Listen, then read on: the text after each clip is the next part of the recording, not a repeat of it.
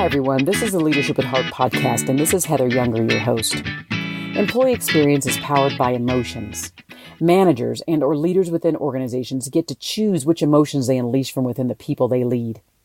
Leaders, meaning supervisors or above in an organization, drive much of the positive or negative emotions by their actions or inactions, their words, or what they fail to say. When a manager chooses their words and their actions carefully, they exhibit great emotional intelligence. These managers are often thought of as leaders who care, or as I like to call them, leaders with heart. This special brand of leader drives engagement and loyalty simply by being themselves. Are these leaders perfect? Absolutely not. It is in their awareness and sharing of some of their imperfections that we realize their true brilliance. In this podcast, I ask you to see yourself in the stories my guests tell about times when they were not the best versions of themselves, but how they used their hearts to guide them to a deeper connection with their team and heightened leadership prowess. Before we move on and you hear the show today, I want to make a special request of you. I would like this podcast to remain successful and to increase the amount of listeners and people who are downloading it. And in order to do that, I need to get more reviews. So, for anybody who is a listener, and if you love the show, please go and do a 5-star rating and write a review anywhere you listen. And then screenshot that. If you screenshot that and you email me at heather@customerfanatics.com, heather@customerfanatics.com, then in the next show, I will give a kudos to you for doing so, because I actually am very appreciative of anybody who does write those reviews. And if you already have done so, thank you very much. Thank you for joining this show and enjoy this one. Hi, everybody. This is Heather with the Leadership at Heart podcast. And today I'm very excited to be speaking with Sarah Pierre Louis. And I met her at a conference a little over a year ago. And I was one of the speakers and she was in the audience. But before that, she even knew I was speaking, we just had this really great conversation. And I could see that her heart was really focused on mentoring people, growing people inside the organization that she worked with at the time. And I thought about her, and actually she was recommended again when I went out and asked Tyler Adams from Tiny Pulse, which I absolutely love. I'm putting a little plug in for them. I love them. I love him. And so whenever he tells me go talk to someone, I want to make sure that I do that. So welcome to the show, Sarah. Thank you. I'm so glad to be here. So where are you right now in your leadership journey? So my leadership journey is very interesting because how I got here is I just followed my heart on what I wanted to do, which is coaching. And I was able to make up my job. So I actually visualized I wanted to coach. I didn't know how that was going to go. And where I was working at the time in management, they came to me and asked me to be a coach for the marketing department at Tableau Software. So it's an up and coming software company. So I have been able to create my job from the ground up and really put my heart into it. And my reason for wanting to do this is I really want to bring compassion and just being kind to one another back into corporate world. Really important to me. I love that. That's awesome. So when you where does your drive to lead come from? Because there's initiatives and there's directives and there's things that you have going on. Where does that drive to lead come from within you? I call it bringing the magic. So what it is I like bringing the magic out in people and situations. We all have it. We all have that thing that we're really good at or that thing we're really passionate at. And so a lot of times we get caught up in, here's what I think I should be doing, and here's the direction I think I want to go. And I try to sit down with people and go, what do you really want? What is it that you really want? What is it that you see as what's driving you? What's your intention? What's your intention behind what you want? And having that conversation has been so amazing. I get to watch people pivot. Sometimes they go other different career routes. They find the thing they really want to do and create it. I'm very lucky I get to watch people create. I get to watch them create their careers, their personal lives. And it's so rewarding and it really helps me. That's awesome. So when you are leading people, I'm curious to know how people that you lead or have led, how they describe your leadership style. How would they describe it? I had someone, I just put it on my LinkedIn. I had some people put some testimonials, and one person said, I put the mirror up. I put the mirror up and have you look at yourself. And I never thought about that. And I do it with myself. I'm not as good at doing it with myself as I am with other people. But I was really good at putting the mirror and have them really take a look at themselves. And that's something I hadn't known that I was doing. And the other thing is just really, what is it that you really are passionate about? It's that passion. What would make you get up in the morning? And even if it's not the greatest day, just go, God, I really want to go to work. And I'm honored I feel that way. I love my job. And not because I love my job so much, everything's perfect, because I really enjoy what I do. And I've seen a few of my other coworkers seeing that light come on. And when you see that light come on, you're like, you really just enjoy it. Even if you had a bad meeting or bad day, you really enjoy what you're doing, and you can see it. You can see it in their face. You can see it how they show up. You can see it how they inspire other people. I'm lucky I work with some strong women, and I get to watch these women show up and evolve and change right before my eyes just by themselves up like that. I love that.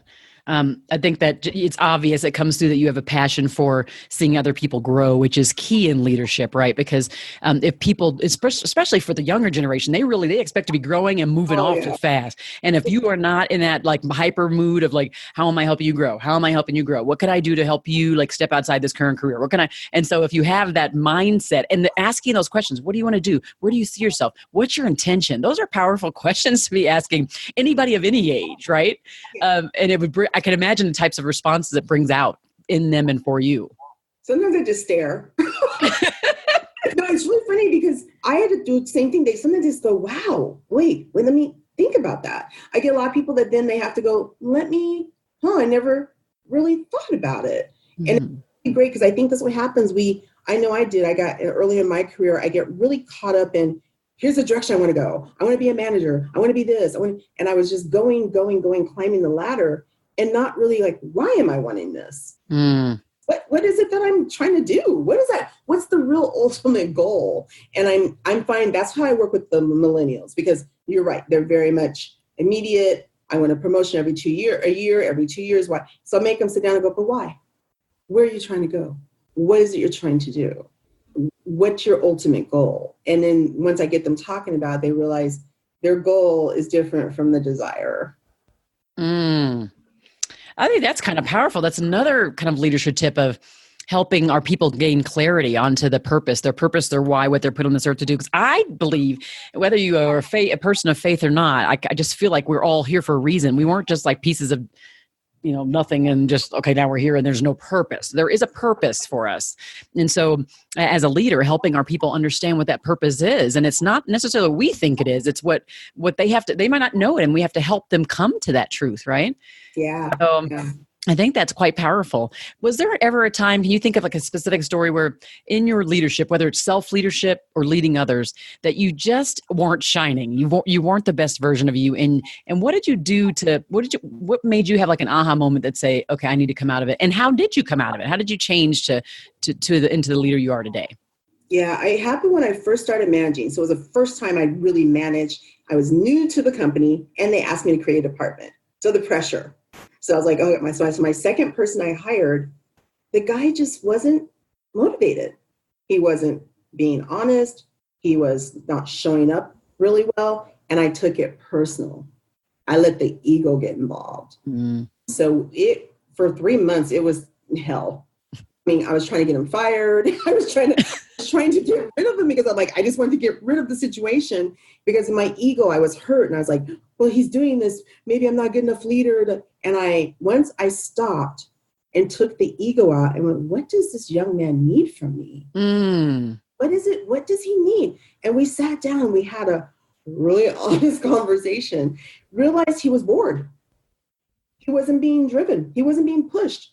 I'm like, okay, and what does that look like?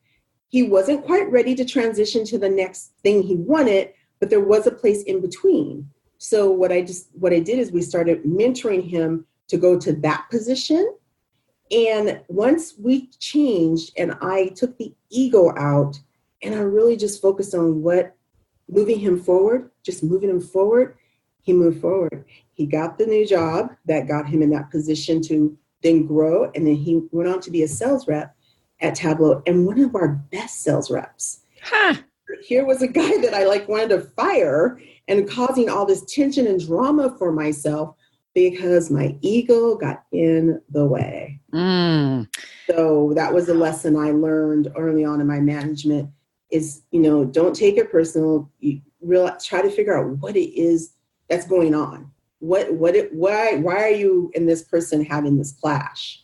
And sometimes it's just time for them to really move on, but help them move on, whether it's within the company or outside the company. Sometimes I move people to other companies, other positions, because it's about where do you need to be. So that's a great example. Real big lesson for me, man. It was like, why did I do that? It's crazy because when you start to so there's that pause thing, which by the way I have a hard time doing that, the pause, because I'm absolutely a go-getter. There's just no doubt about it. And so making myself pause and go, do I really want to go get that? And what do I need for me? What does this person need for me in the management situation? And I love the fact that when he says, well, when you found out that he was bored and then he tells you, he wants to do some other direction, and you say, well, what does that look like? I think leaders asking those types of open-ended questions, that really makes and not being afraid of the response, and really makes their people think it through. I think your gift that you have is super critical. To really make people think super deeply about and to really know their true purpose and their why about everything, not just one thing, just you want that thing to happen? Why? To continue to ask that question, why? And it's not about being sarcastic, it's about being inquisitive, really truly wanting to learn from them. Would make a huge difference for people. I would imagine some serious light bulbs go off inside these people. For me and for them. I think me too. Because as I'm doing it, because I definitely didn't think it out. I just thought, let's just try this. And it was very, it was a growth for me. And I went on to manage a team of 10 people. And it really helped. I don't think I could have been as successful if I hadn't had that moment. Huh. Wow.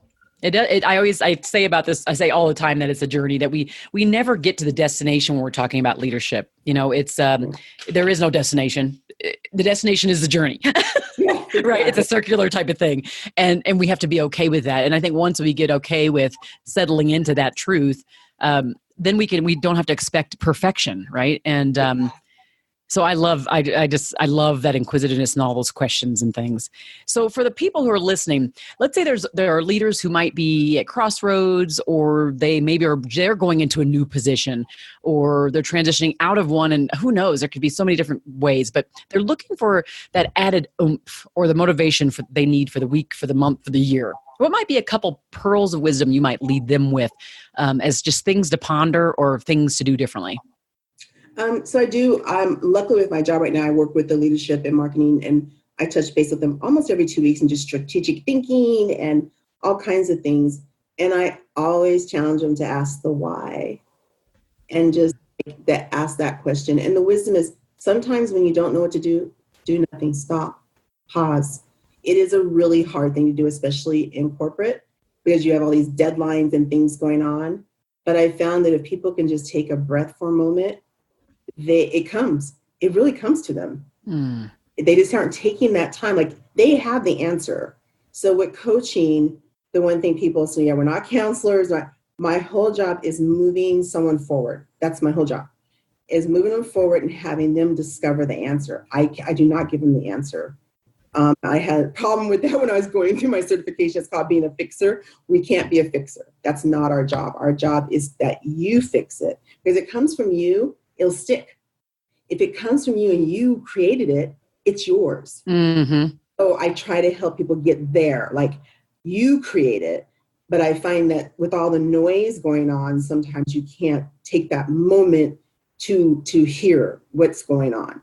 And I watch people do it. If they just take that moment, truly, truly take it. I've had people where I've said, take a day off. And whatever that moment is you need, take a walk around the block. Take that moment, and usually they come back and it starts to click. And I see it every time, so I know it can work. It's when you stay in your head too much is when it stops working. Yeah, that's a big one. I think for anybody listening, again, because we're all just out there, we're achieving, we're going, where's goals? Well, we have to compare with all those people, especially literally with the onslaught of social media, which I'm a part of that, right? But we're all just like out there. Oh, I gotta do that, and it's just nuts. And you have to say, okay, stop for a second and evaluate. Is this thing, what is this doing for me? Why would I do this? Is it taking me, for me, it's like I'm always thinking about my why. So is this taking me closer? Is it something that's aligning with my why? Is it making it more congruent with my journey? Or is it not? If it's taking me further away, and part of mine is, of course, my children. So I have 4 kids. And if it continues to take me away from them in a way that doesn't also bring me closer to the other purpose, then I'm like, wait a second, there's no reason to do it. I can say no easily. So that's a good point you just made, because that's exactly too. I work, like I said, with a lot of strong women, and that's a lot of the talk is the family and different things. Like people are buying houses, they're doing a million different things along with their job. So here you are, a VP, and you're buying a house, and your kids are all. And so it's like, what's important, and like try to stay in the moment. I am trying to do that every day, is stay in the moment. And another little tidbit, I know it sounds silly, but when my day is going crazy, I think of 3 things that went right. And me, how you don't do that. Like I'll sit there and tell you everything that went wrong. And I forget, wait, what went right? And my friend challenged me to do that one day. I called her at work and I was pretty upset about something. And she goes, what went right today? And I went, what? She goes, what went right today? And I was like, I'm trying to tell you what's wrong.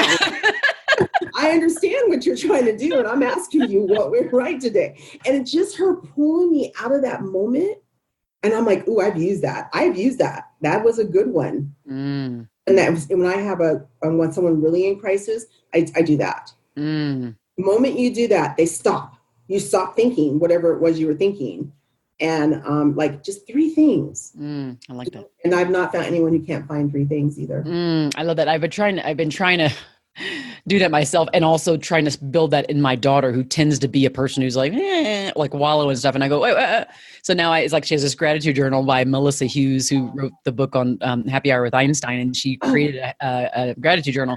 So I have Gabriella, try to write a few things, and it's one of those things where most of us, it's not a natural thing. Most of us are looking for the negative, not the positive, which is why customers and employees remember the negative experiences before they remember the positive. So it's up to organizations to create more positive experience, right?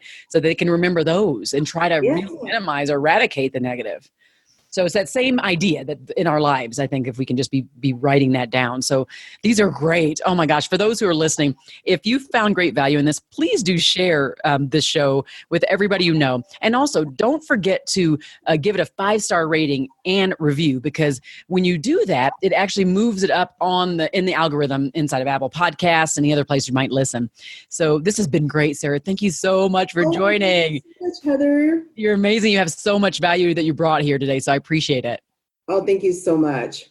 And everybody else, thank you for joining the Leadership with the Heart podcast. Thank you for listening to the Leadership with Heart podcast. You can grab the show notes by visiting customerfanatics.com. And don't forget to subscribe to our newsletter.